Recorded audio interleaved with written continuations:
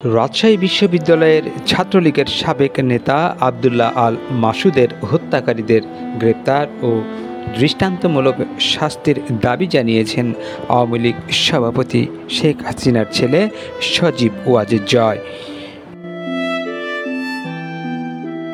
সোমবার ৯ সেপ্টেম্বর বাংলাদেশ সময় ভোরে নিজের ভেরিফাইড ফেসবুক পেজে এক স্ট্যাটাসের মাধ্যমে এই দাবি করেন তিনি।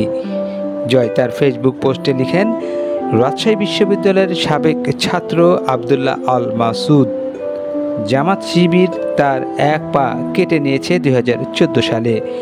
তখন বাকি হাত পাগুলোর রগও কেটে দিয়েছিল। ১০ বছর ধরে পঙ্গু জীবন যাপন করছিল। গত ৩ সেপ্টেম্বর একটি ফুটফুটে কন্যা সন্তানের বাবা হয়েছিল।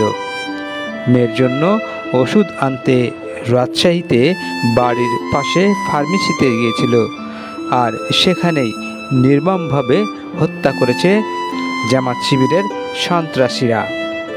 মৃত্যুর সময় মাসুদ কাকুতি মিনতি করছিল উল্লেখ করে জয় লিখেন, মৃত্যুর সময় এক ফোঁটা পানি চেয়েছিল, তাও দেয়নি। কাকুতি মিনতি করে বলছিল, আমার ৪ দিনের একটি সন্তান আছে। কিছুই তাদের মন গলাতে পারেনি, কারণ মাসুদ এক সময় ছাত্রলীগের রাজনীতি করত। সজীব ওয়াজেদ জয় দাবি করেন, জানা গেছে শিবির ক্যাডার ও রাজশাহী বিশ্ববিদ্যালয়ের সমন্বয়ক সালাউদ্দিন আম্মার এই হত্যার নেতৃত্ব দিয়েছে। আমি মাসুদের আত্মার মাগফিরাত কামনা করছি এবং অবিলম্বে ঘাতকদের গ্রেপ্তার ও দৃষ্টান্তমূলক শাস্তি দাবি করছি। প্রসঙ্গত, গত শনিবার ৭ সেপ্টেম্বর রাতে রাজশাহী বিশ্ববিদ্যালয় সংলগ্ন বিনোদপুর এলাকায় গণপিটুনির শিকার হন আবদুল্লাহ আল মাসুদ। তার বিরুদ্ধে ৫ আগস্ট ছাত্র জনতার ওপর হামলার অভিযোগ এনে এই গণপিটুনি দেওয়া হয়।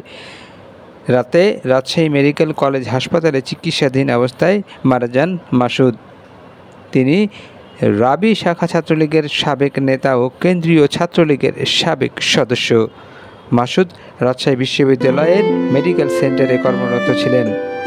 গত ৩ সেপ্টেম্বর কন্যা সন্তানের বাবা হন মাসুদ।